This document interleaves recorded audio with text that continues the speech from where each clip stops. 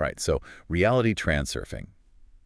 Buckle up, everybody. Yeah, Because this is going to be a wild ride. it is. This is one of those things that I like seen the title of and Yeah. kind of like vaguely know what it's about, but Yeah. I don't really know. Yeah. So this will be It's interesting. like a good one to deep dive into. It is. So reality transurfing, like I said, I've heard the name. I think I saw it on like a shelf at a bookstore once. Yeah. I know it has something to do with like manifesting your reality. Yeah. But where did it come from? Well, it came from a Russian author named Vadim Zeland. Okay. And he wrote a series of books starting in the early 2000s called Reality Transurfing, and that's kind of where it all stems from. Okay. And you said it's a series of books. Do they all have like different aspects, or is it like one big long book just broken up? It's kind of like one big long book broken up, but kind of going into more detail on certain aspects of it. Okay. Yeah. So what is like at its core, what is this philosophy? So at its core, reality transurfing is about how you can actively shape your reality. So instead of being a puppet of circumstance, it argues that you can actually choose the reality that you want to experience. Okay, so it's kind of like The Secret. It is similar to The Secret in some ways. It talks about the power of intention, but it goes a lot deeper than that. Oh. It delves into things like quantum physics, Okay. ecology, spirituality. And how do those all kind of weave together? Well, it starts with this idea that reality is not fixed. Okay. He argues that reality is more like a vast collection of potential lifelines or outcomes. Oh, okay. And these lifelines exist simultaneously. So you can kind of imagine it like every choice you make creates a branching path leading to a different version of your life. Okay, so it's like that the metaphor that's always used in like science fiction with like alternate realities. Yes, exactly. That there's like an infinite number of universes. Exactly. And he calls these different realities sectors in the space of variations. And he believes that they all exist simultaneously. So that kind of like ties into the quantum physics part of it. Exactly. And that's one of the things that makes it so intriguing, Okay. is that this idea of multiple possibilities existing simultaneously actually aligns with certain interpretations of quantum mechanics. So this isn't just like some out there idea. Like there's actually some scientific backing to this. Yeah, I mean, as with anything in quantum physics, there's Yeah. a lot of different interpretations. Sure. But this idea of the multiverse, the many worlds interpretation, Yeah. that is something that's actually being taken seriously by some physicists. Okay. Well, that's pretty wild. And I'm guessing this is like the very, very tip of the iceberg with reality transurfing. Oh, yeah, absolutely. This is just scratching the surface. We haven't even gotten into things like pendulums. Pendulums, what are those? That's what we'll get into next. Okay, because I have no idea. They're one of the most intriguing and potentially unsettling aspects of reality transurfing. Okay. All right. Well, listeners, if you're as intrigued as I am, stay tuned. We will be right back to discuss pendulums and whatever other crazy stuff reality transurfing has to offer. Stay tuned. It's a wild ride. It is going to be wild. Yeah. Okay, so pendulums. Pendulums.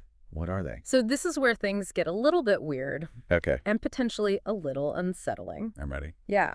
So in reality transurfing, pendulums are thought forms, basically created by groups of people that can influence our behavior and perceptions. Okay, so like a groupthink kind of thing. It's kind of like groupthink, but it's more energetic. It's like an actual force Okay, that's created by the collective energy. so like a mob mentality. Yeah, you can think of it like that.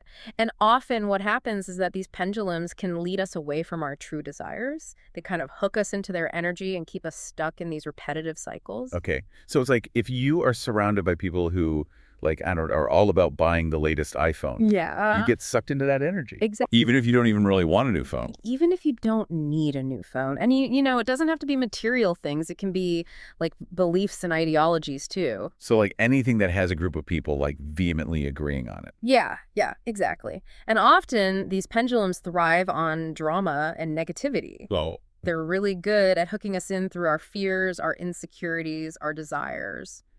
So like outrage culture would be like a really great example of that. Absolutely. Yeah, that's a perfect example. Because the more outrage there is, the more it grows, the more people get sucked into it. Exactly. And the more energy it has. And that's the key, right? Is that these pendulums feed off our energy. So we have to like starve them? Is that what we're going to be doing? That's one of the key techniques, yeah. It's called importance deprivation. It's basically about consciously choosing not to give them our energy. Okay. So if like I know that like this particular outrage thing is just a pendulum and I don't want to get sucked into it, how do I, like, do I just, like, ignore it?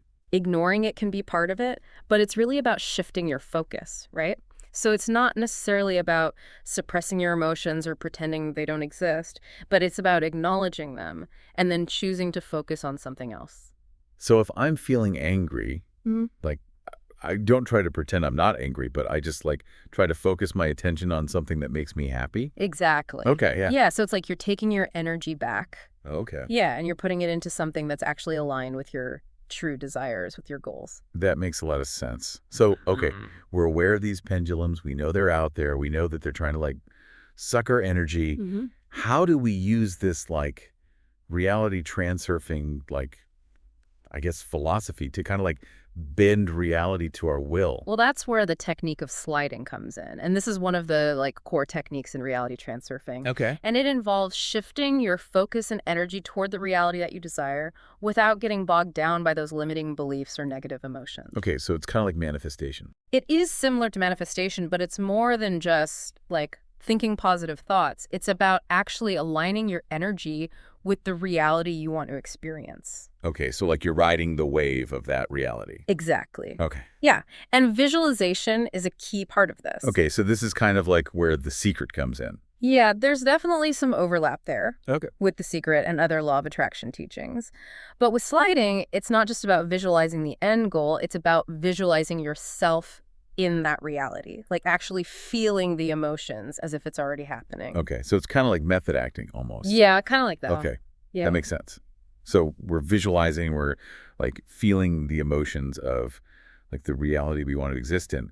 What else, like, what are some of the other, like, tips or tricks that reality transurfing gives us? Well, another important technique is what Zeland calls coordination of intention. And this is about aligning your outer intention with the universal flow. Okay, so, like, going with the flow. Yeah, kind of like that, but it's more intentional than that. Yeah. It's about recognizing that there's this kind of current in the universe. And when you align your actions with that current, things tend to flow more smoothly. So it's like you're like a surfer. Yes. You're riding the wave of the universe. Exactly. Okay. And you're letting the universe kind of guide you where you need to go. Okay. So how do we know, like, what the universe wants us to do? How do we know if we're, like, going with the flow or against it? It's more about paying attention to signs and synchronicities, Okay. and also noticing when things feel effortless. Okay. Like when you're in the flow, things tend to just kind of fall into place. Okay. So if you're struggling, you're probably, like, Yeah. paddling upstream. Yeah, exactly. And that's a good sign to maybe reevaluate and see if you're, maybe trying to force something that's not really meant to be. So, like, take a step back, Yeah. breathe. Yeah. Look around and trust that the universe has your back. Okay. Yeah. So it sounds like a big part of this is, like, trust and, like, letting go of control. Absolutely. Okay. That's a huge part of it because, we tend to think that we have to control everything in our lives. Yeah. But reality transurfing suggests that, sometimes the best thing we can do is just surrender and let the universe guide us. That makes sense. So, okay, I'm starting to get a little bit of a handle on this reality transurfing. Yeah. It's a lot, but It is a lot. it's interesting. Yeah, it's mind-blowing for sure. But, like, how do we know if it's actually working? Like, what are some signs that we're, like, on the right track? What are some signs that we're actually, like, transurfing? That's what we'll explore next. All right. Well, listeners, don't touch that dial. We are going to be right back to discuss how we know if this is actually working and how to apply it to, our daily lives and stuff. We'll be right back. All right, so how do we know if this is actually working? If we're, like, actually transurfing our reality? Yeah, that's the million-dollar question, right?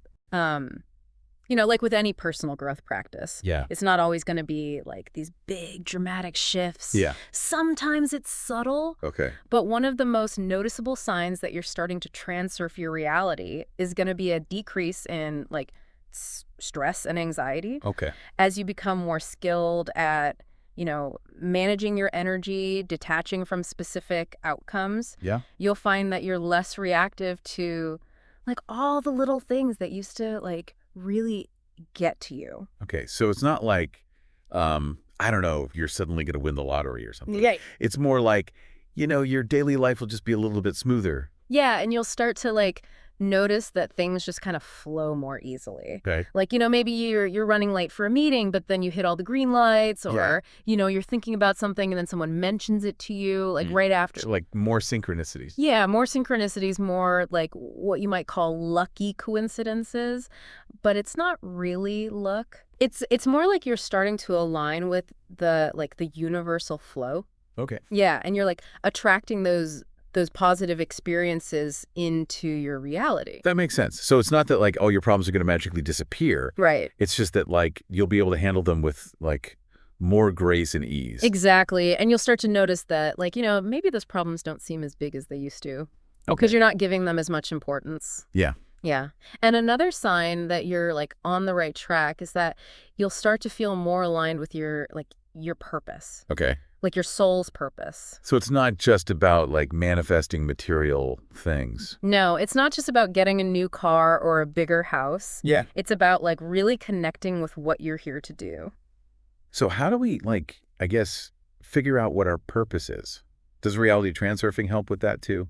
It can, yeah. Yeah. Because, when you start to let go of those limiting beliefs Yeah. and you start to trust the universe, things will start to kind of fall into place. Okay. And you'll start to notice, what really lights you up, what really excites you, what really makes you feel fulfilled. So it's like a process of discovery Yeah. rather than having a specific answer. Exactly. It's a journey, not a destination. That makes sense. So, okay, let's say we're starting to see some of these signs, we're feeling less stressed, we're noticing more synchronicities, we're starting to feel more aligned with our purpose. What's next? Where do we go from there? Well, it's really about continuing to practice those principles. Okay. Staying aware of those pendulums. Yeah. Using those techniques like sliding, importance deprivation, coordination of intention. And just kind of keep refining, I guess, our skills. Yeah. Be a better transurfer. Exactly. And it's important to be patient with yourself, Right. It's not going to happen overnight. It's like any skill. Right. Yeah, it's like learning to play an instrument or speak a new language. You got to practice. You got to practice, you got to be consistent, and you're going to have setbacks along the way, but that's okay. Yeah, that's part of the journey. That's part of the journey. Okay. Well, that is, as much as we can cover, I guess, in this deep dive. Yeah, we could talk about this for hours. Oh, we could talk about this for weeks. Yeah. But I think, this is a really good kind of overview. Yeah, I hope it's giving people a good starting point. Yeah, I hope so too. Yeah.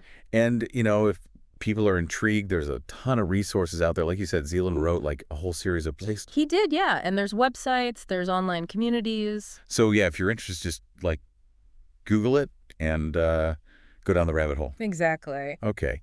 Well, this has been fascinating. I've learned a lot. Yeah, me too. And I hope our listeners have as well. So until next time, keep transurfing your dreams into reality. And remember, you are the creator of your own reality. Absolutely. All right. We'll see you next time.